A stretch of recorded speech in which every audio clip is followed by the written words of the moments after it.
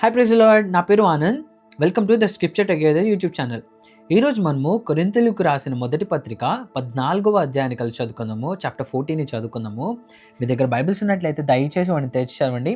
ఒకవేళ లేనట్లయితే స్క్రీన్ మీద వాక్యం వస్తుంది, దాన్ని చూసి అయినా దయచేసి చదవాల్సిందిగా కోరుచున్నాను, బ్రతిమలాడుకొంచున్నాను. ఎందుకంటే వాక్యమే మనకి దీపము, వాక్యమే మనకు అండ, వాక్యమే మనకి కోట. 14వ అధ్యాయము. ప్రేమ కలిగి ఉండుటకు ప్రయాసపడుడి, ఆత్మ సంబంధమైన వరములను ఆసక్తితో ఆపేక్షించుడి, విశేషముగా మీరు ప్రవచన వరము ఆపేక్షించుడి. ఎందుకనగా భాషతో మాట్లాడువాడు మనుష్యులతో కాదు, దేవునితో మాట్లాడుచున్నాడు. మనుష్యుడెవడును గ్రహింపడు గాని వాడు ఆత్మ వలన మర్మములను పలుకుచున్నాడు. క్షేమాభివృద్ధియు హెచ్చరికయు ఆదరణయు కలుగునట్లు ప్రవచించువాడు మనుషులతో మాట్లాడుచున్నాడు. భాషతో మాట్లాడువాడు తనకే క్షేమాభివృద్ధి కలుగజేసుకొనును కానీ ప్రవచించువాడు సంఘమునకు క్షేమాభివృద్ధి కలుగజేయును. మీరందరూ భాషలతో మాట్లాడవలెనని కోరుచున్నాను కానీ మీరు ప్రవచింపవలెనని మరీ విశేషముగా కోరుచున్నాను. సంఘము క్షేమాభివృద్ధి పొందు నిమిత్తము భాషలతో మాట్లాడువాడు అర్థము చెప్పితేనే గాని వాని కంటే ప్రవచించువాడే శ్రేష్ఠుడు. సహోదరులారా, ఆలోచించుడి.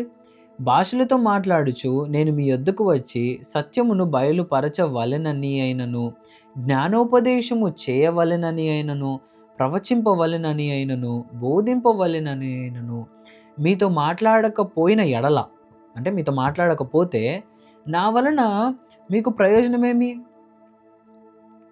పిల్లన గ్రోవి కానీ వీణ కానీ నిర్జీవ వస్తువులు నాదం ఇచ్చినప్పుడు స్వరములతో భేదము కలుగజేయని ఎడల ఊదినదేదో మీటినదేదో ఎలాగూ తెలియను.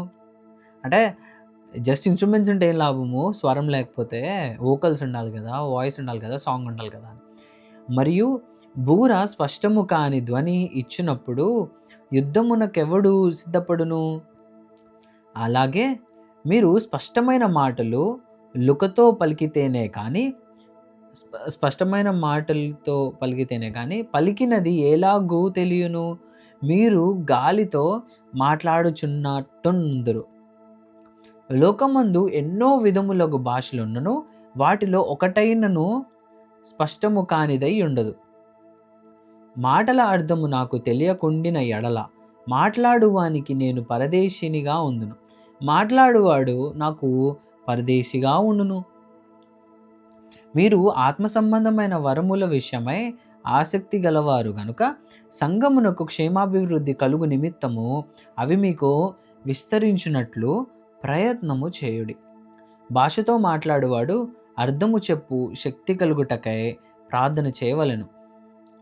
నేను భాషతో ప్రార్థన చేసినడలా నా ఆత్మ ప్రార్థన చేయను కానీ నా మనస్సు ఫలవంతముగా ఉండదు.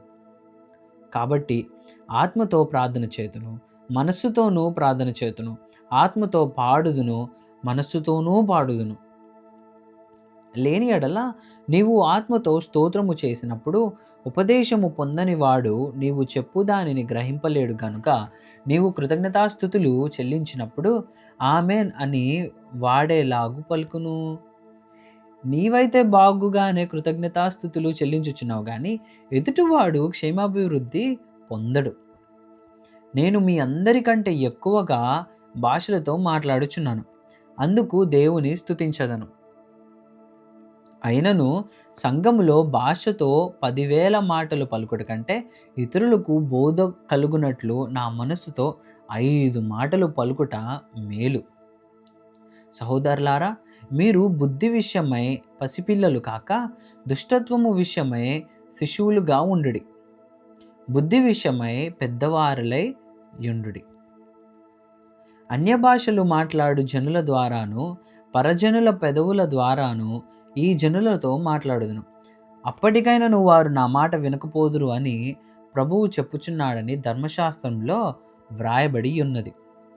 కాబట్టి భాషలు విశ్వాసులకు కాదు అవిశ్వాసులకే సూచకమై ఉన్నవి. ప్రవచించుట అవిశ్వాసులకు కాదు, విశ్వాసులకే సూచకమై ఉన్నది. సంఘమంతయు ఏకముగా కూడి అందరూ భాషలతో మాట్లాడుచుండగా ఉపదేశము పొందని వారైనను అవిశ్వాసులైనను లోపలికి వచ్చిన ఎడల మీరు వెర్రి మాటలాడుచున్నారని అనుకొందురు గదా. అయితే అందరూ ప్రవచించుచుండగా అవిశ్వాసి అయినను ఉపదేశము పొందని వాడైనను లోపలికి వచ్చిన ఎడల అందరి బోధ వలన తాను పాపినని గ్రహించి అందరి వలన విమర్శింపబడును. అప్పుడు అతని హృదయ రహస్యములు బయలుపడును. ఇందువలన దేవుడు నిజముగా మీలో ఉన్నాడని ప్రచురం చేయొచ్చు. అతడు సాగిలపడి దేవునికి నమస్కారము చేయను. సహోదరులారా, ఇప్పుడు మీలో ఏమి జరుగుచున్నది? మీరు కూడి వచ్చినప్పుడు ఒకడు ఒక కీర్తన పాడవలనని ఉన్నాడు, మరి ఒకడు బోధింపవలనని ఉన్నాడు, మరి ఒకడు తనకు బయలుపరచబడినది ప్రకటన చేయవలనని ఉన్నాడు, మరి ఒకడు భాషతో మాట్లాడవలనని ఉన్నాడు, మరి ఒకడు అర్థము చెప్పవలనని ఉన్నాడు. సరే, సమస్తమును క్షేమాభివృద్ధి కలుగుటకై జరుగునియుడి. భాషతో ఎవడైనను మాట్లాడితే ఇద్దరు అవసరమైన ఎడల ముగ్గురికి మించకుండా వంతుల చొప్పున మాట్లాడవలను. ఒకడు అర్థము చెప్పవలను. అర్థము చెప్పువాడు లేని ఎడల అతడు సంఘములో మౌనముగా ఉండవలెను గాని తనతోనూ దేవునితోనూ మాట్లాడుకొనవచ్చును. ప్రవక్తలు 2-3 మాట్లాడవచ్చును, తక్కిన వారు వివేచింపవలెను. అయితే కూర్చున్న మరి ఒకనికి ఏదైనాను బయలుపరచబడిన ఎడల మొదటివాడు మౌనముగా ఉండవలెను. అందరూ నేర్చుకొనున్నట్లును అందరూ హెచ్చరిక పొందునట్లును మీరందరూ ఒకని తర్వాత ఒకడు ప్రవచింపవచ్చును. మరియు ప్రవక్తల ఆత్మలు ప్రవక్తల స్వాధీనములో ఉన్నవి. అలాగే పరిశుద్ధుల సంఘములన్నిటిలో దేవుడు సమాధానమునకే కర్త గాని అల్లరికి కర్త కాడు. స్త్రీలు సంఘములలో మౌనంగా ఉండవలను. వారు లోబడి ఉండవలసినదే గాని మాట్లాడుటకు వారికి సెలవు లేదు, ఇలాగూ ధర్మశాస్త్రము చెప్పుచున్నది. వారేమైనాను నేర్చుకొన గోరిన ఎడల ఇంట తమ తమ భర్తలను అడగవలను. సంఘములో స్త్రీ మాట్లాడుట అవమానం. దేవుని వాక్యము మీ యొద్ద నుండి బయలువెళ్ళినా మీ యొద్దకు మాత్రమే వచ్చనా? ఎవడైనను తాను ప్రవక్తనని అయినను ఆత్మ సంబంధి అని అయినను తలంచుకొనిన ఎడల నేను మీకు వ్రాయుచున్నది ప్రభువు యొక్క ఆజ్ఞలని అతడు దృఢముగా తెలుసుకొనవలెను. ఎవడైనను తెలియని వాడైతే తెలియని వాడుగానే ఉండనిమ్ము. కాబట్టి నా సహోదరులారా, ప్రవచించుట ఆసక్తితో ఆపేక్షించుడి, భాషలతో మాట్లాడుట ఆటంకపరచకుడి గాని సమస్తమును మర్యాదగాను క్రమముగాను జరగనీయుడి. ఇక్కడ ఒక్క విషయము, స్త్రీలు మాట్లాడకూడదు చర్చ్ సంఘంలో అన్న అదైతే చాలా కాంట్రవర్సీతో కూడిన టాపిక్. కానీ ఫస్ట్ దాని గురించి ఎవరు కూడా సొంత ఒపీనియన్స్ అయితే ఉంచుకోకూడదు.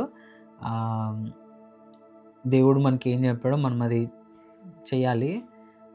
దీని గురించి అయితే నేనైతే మాట్లాడలేను. కానీ ఈ అధ్యాయంలో ముఖ్యంగా చెప్పింది ఏంటంటే, మీరు భాషలతో మాట్లాడాలనుకుంటున్నారా, అయితే అక్కడ దాని అర్థం చెప్పేవాడు కూడా ఉంటే తప్ప అసలు నువ్వు మాట్లాడిన భాషకి అసలు యూజ్ లేదు అనేది పౌల్ గారు చెప్తున్నారు. సో అది. Thank you.